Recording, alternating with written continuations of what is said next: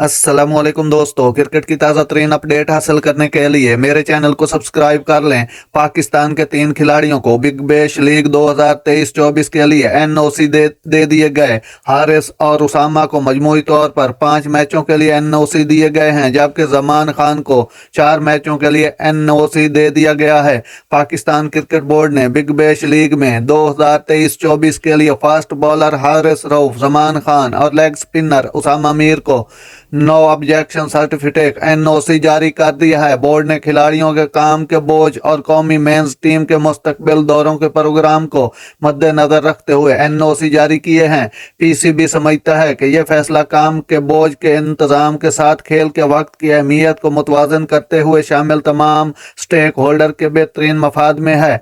हारिस और उसामा को मजमूई तौर पर 5 मैचों के लिए एनओसी दिया गया है, जबकि जमान खान को 4 मैचों के लिए एनओसी दिया गया है। ये तमाम गेम्स 7 से 28 दिसंबर तक होने वाली हैं।